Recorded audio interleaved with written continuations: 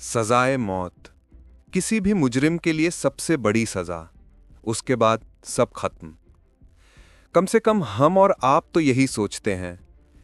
लेकिन क्या हो अगर मैं आपसे कहूं कि अंग्रेजों के जमाने में एक ऐसी सजा भी थी जो मौत के बाद भी पीछा नहीं छोड़ती थी।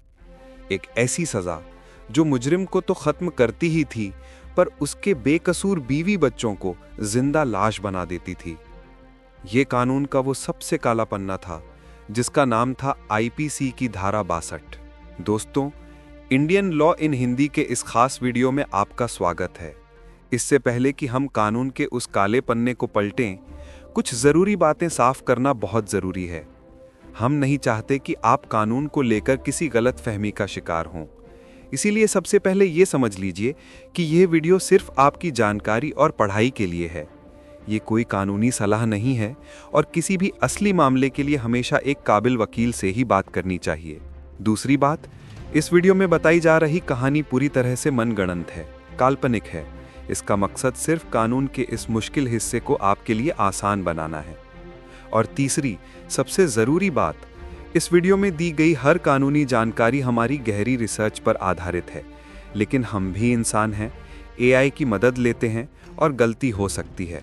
इसीलिए हमने अपनी रिसर्च के सभी सोर्स के लिंक नीचे डिस्क्रिप्शन में दे दिए हैं, ताकि आप खुद भी दूध का दूध और पानी का पानी कर सकें। तो चलिए उस जमाने में चलते हैं जब ये कानून जिंदा था। कहानी है शंकर की। शंकर एक मजदूर था जो दिन रात मेहनत करके अपने परिवार, अपनी पत्नी पार्वती और 5 साल के बेटे राजू का पेट पालता था। एक दिन कुछ बुरे लोगों के बहकावे में आकर शंकर पैसों के लालच में एक डकैती में शामिल हो गया। डकैती के दौरान घर के मालिक ने शंकर को पहचान लिया और हाथापाई में शंकर के हाथ से एक बड़ी गलती हो गई। घर के मालिक की मौत हो गई। शंकर पकड़ा गया। उस पर डकैती और हत्या का मुकदमा चला। अदालत ने शंकर को सबसे बड़ी सजा सुनाई, सजाए मौत। पार्वती और पूरा गांव टूट गया। उन्हें लगा कि उनकी दुनिया का सबसे बुरा दिन यही है कि अब इससे बुरा कुछ नहीं हो सकता। लेकिन वो गलत थे। शंकर को फांसी लगने के कुछ हफ्तों बाद पार्वती के दरवाजे पर सरकारी अफसर आए और उसके हाथ में एक नोटिस थमा दिया।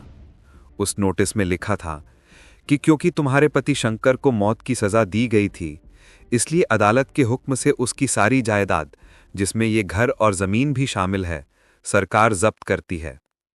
पार्वती के पैरों तले जमीन खिसक गई। जिस पति की मौत का मातम वो मना रही थी, उसी की सजा अब उसके बेटे के सिर से छत छीनने आई थी। पार्वती के साथ यह जुल्म हुआ आईपीसी की धारा 62 की वजह से। पिछले वीडियो में हमने धारा 61 की बात की थी, जो सिर्फ देशद्रोह जैसे कुछ खास सरकारी गुनाहों के लिए जायदाद जब्त करने की बात करती थी। लेकिन धारा 62 उससे भी 100 कदम आगे और कहीं ज्यादा खतरनाक थी। ये धारा जज को एक खुली छूट, एक ब्लैंक चेक देती थी। ये कहती थी कि अगर किसी मुजरिम को मौत, काला पानी या 7 साल से ज्यादा की जेल की सजा सुनाई जाती है, तो जज चाहे तो जेल या फांसी के साथ साथ उसकी पूरी जायदाद जब्त करने का भी हुक्म दे सकता है। सोचिए, ये कितना बड़ा हथियार था।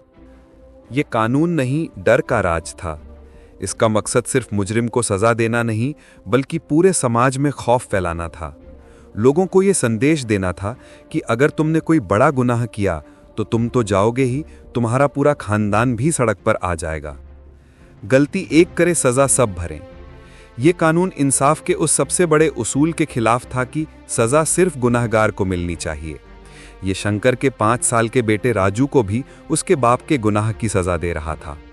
सालों तक ये जुल्म चलता रहा। लेकिन जैसे जैसे भारत में कानूनी समझ बढ़ी और मानवता की बात होने लगी, लोगों ने इस अमानवीय कानून के खिलाफ आवाज उठाई। माना गया कि एक व्यक्ति के अपराध की सजा उसके बेकसूर परिवार को देना इंसाफ नहीं है।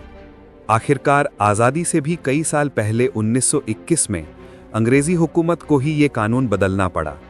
Indian penal code amendment act 1921 के जरिए आईपीसी की धारा 61 और 62 दोनों को हमेशा हमेशा के लिए खत्म कर दिया गया। ये एक बहुत बड़ी जीत थी।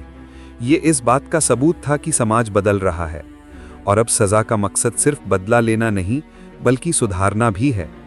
आज हमारी नई कानून की किताब भारतीय न्याय संहिता 2023 में ऐसी कोई धारा नहीं है जो एक आम जुर्म के लिए आपकी पूरी जायदाद छीन सके। हाँ, आज भी कुछ खास कानूनों जैसे भ्रष्टाचार, आतंकवाद या ड्रग से जुड़े मामलों में सिर्फ वो संपत्ति जब्त करने का प्रावधान है जो गुनाह की कमाई से बनी हो, ना कि आपकी पुश्तैनी जायदाद।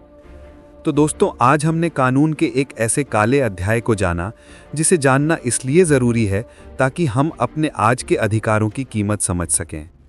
धारा 62 की ये कहानी हमें याद दिलाती है कि हमारा कानून कितनी लंबी लड़ाई लड़कर क्रूरता से इंसाफ तक पहुंचा है। ऐसी गहरी और सच्ची जानकारी ही आपको भीड़ से अलग करती है और एक जागरूक नागरिक बनाती है।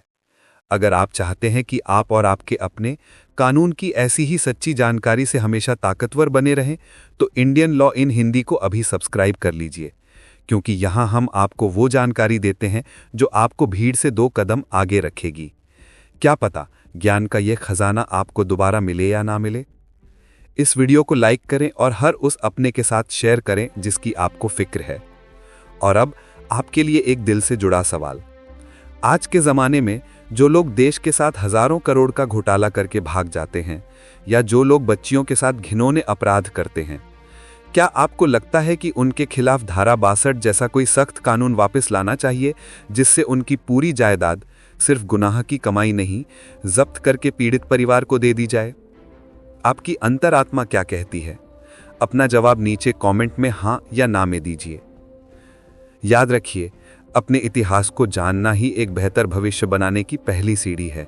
जागरूक रहें, सुरक्षित रहें और हमेशा एक न्यायपूर्ण समाज के लिए आवाज उठाएं। मिलते हैं अगले वीडियो में एक और जरूरी कानूनी जानकारी के साथ। जय हिंद।